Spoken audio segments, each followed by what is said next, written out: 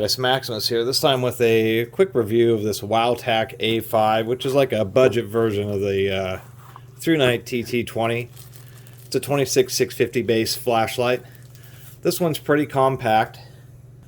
Actually one of the more compact ones I've seen. Rated at 3650 lumens, using a Cree XHP 70. I don't know, I believe this is just a 70.1. It's around 50 bucks. Nothing too special. Little booklet, decent box. USB micro or micro USB. They really need to come out with the version 2. Other than that, it does come with a lanyard, a couple extra USB port covers, and a couple extra O-rings, which seems to be par for the course for any of these kind of, you know, a little bit more expensive kind of premium type flashlights. Always make sure to save those. The O-rings that these flashlights use are actually kind of hard to find in like O-ring sets, because they're always seem to be large diameter but extra thin little O-rings. Not a lot else to say. Decent packaging. One thing I thought was interesting, we open this up, is it is indeed a 26650. It is a protected cell. It is taller than a standard 26650, but nowhere on it does it actually tell you that it's a protected cell, even though it actually is. At least it's a 5000 milliamp hour. Pretty decent. Copper contact there. And get another flashlight here. Come on, there we go. You can just see in there we actually have 2 springs, so that's not too bad. I like the double spring action. Turn this other light down. Anyway, not a lot else to talk about on this flashlight, except for I don't think it's the best value. Yes, this is a promo product. I forgot to mention that right at the beginning.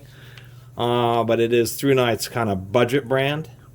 I do appreciate them sending it to me, but once again, they need to massively, it could be improved. And so the short of this video is I'm going to recommend the Sofern SP33V3. Even though this is, both of these are 26650s, this is, I'd say, about a ½ inch shorter. And we can see that it's a bit smaller in diameter. But part of that shortness is we can see that the lens or the reflector, they're both orange peel, and the Sofern uses a Cree XHP 50 versus a 70, so this is technically a better emitter. But the lens is a little bit shallower, and it has good throw as well as good flood. It's kind of a nice combination, but it's not quite as deep as the Sofern. Sofern also has a stainless steel ring. Sofern has an excellent interface, electronic lockout, dual rate strobe, really smooth,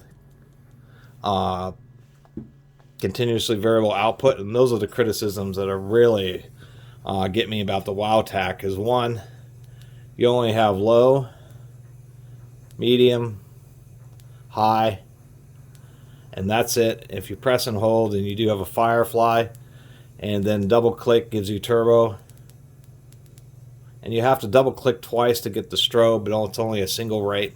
They do use a glass lens on that, or on this. But one thing was disappointing is they didn't include a metal ring to go along with the lanyard. And I always mention that. A lot of people apparently don't use lanyards. I do.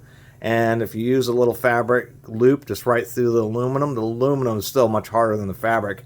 And it will wear this loop out and it will break in no time. So I always recommend using a little key ring. And they should have included one.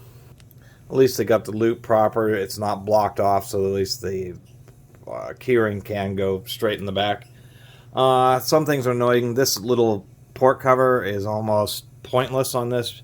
They make it really easy to access, but unfortunately, anytime you bump against it, it's just coming off. You just boom, put it in your pocket. This thing's going to disappear in no time. And even though they give you extra ones, how easily this thing pops out, I mean, you're going to lose 3 of them plenty fast. And so that's a little annoying. They should have made that just a little bit more inset so it just wouldn't get caught, because there's no point to a port cover if it just pops open super duper easy like that. But as far as like the interface, that's all there is. It's just Firefly, low, medium, high, turbo, and 2 double clicks in a row gives you a strobe. There is no electronic lockout. There is no variable. And that's particularly annoying. Even though for a 26650, this is about as compact as you can really get for a battery or a flashlight that uses one of those style batteries. It's just old compared to, you know, and I don't really care for sulfur, and they gave me this as a promo a long time ago and then didn't want to talk to me again. But this thing, the port cover holds in much better. It's USB-C charging, and it's actually cheaper than this WowTac.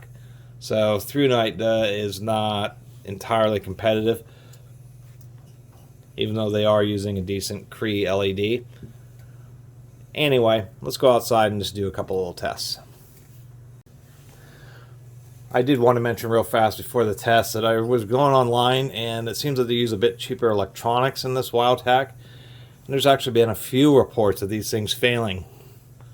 Anywhere from 3 months to a year later, they just decide that they want to stop working. And there's actually a surprising number of reports of that. So ThruNite definitely needs to step it up on this light. And I think what's particularly kind of shameful about it is the fact that the ThruNite, or I see the TC20V2, this light's like $20 more than this light, and has a much better reflector in there, metal button, and is 4,000 lumens using a Cree XHP70 version 2. So this thing's just a bit outdated, and it should be probably a $40 or so flashlight. Alright, I don't know if I mentioned, here's low, medium, high. This is neutral white, so it's like 3,500 degrees, a little bit better than warm white, but not quite as the same as cool white. Surprisingly enough, just like with high intensity bulbs, metal halides, and high pressure sodiums, the lower the color temperature on these flashlights, the more lumens, the more runtime you get out of them, the more efficiency. So you can see, this is my usual area. You can see the trees, so it has reasonable throw and reasonable flood. It's better than the ThruNite T2. Definitely a lot better than that. Anyway, as far as using it for hiking, on high, it's just fine. We go down the low, it's a little dark. Medium I think would be fine. But high is what you normally use, but it only lasts like, what, 2 hours or something on high mode. Anyway, almost forgot to add, I just wanted to mention that both these flashlights have the same 18 watt hour cells. You can change a little bit of the diameter for the 21700, for the 26650. The big difference is with the shorter cell, both of these are the same length as we can see here. You get a much better reflector, but both of these, this WowTac has the same issue. It seems that's kind of a thing with ThruNite, and it's starting to annoy me, to tell you the truth, where as soon as the cell voltage drops below like 4 volts, about 70%, 60-70%, when you go into turbo, maybe if I turn this one on so the camera doesn't, both of these, what happens is, you can see it. It will only go into turbo for a second. As soon as the cell drops below like 4 volts, then it will go into turbo and then immediately drop down to like something between high and turbo. And as the cell voltage drops lower and lower, its turbo mode never really engages. So unless the battery is completely charged, you never even really get to experience the full turbo mode. And that's annoying. I mean, if you have a turbo mode on the flashlight, then it should allow you, unless it's overheating, it should allow you to go to turbo right until the darn cell is dead. That's the point of having the protected cell, or having good electronics that prevents it from damaging a cell, cuts it off at like 2.8 or 3 volts. But it's super annoying to have a turbo flashlight where as soon as the battery starts to drain just a little bit, that it starts cutting off your turbo mode brightness. It's almost, makes me feel cheated. So that's my little video about the WowTac A5. And actually, the ThruNite TC20, the V1 original, I found this online for the same price or even cheaper than the WowTac A5. So they're basically the same flashlight, just a little bit better build quality, and this just happens to have a little bit better reflector and more surface area, so they're able to turbo up the lamp a little bit more. There's a difference in diameter. And so that's what this is it's a more compact version. This will last, it says 3 minutes on turbo or 6 minutes on high, and then they show that it drops down, but the book doesn't tell you what lumens it drops down to. It does not actually seem to get quite as hot, quite as quickly maybe as this light does.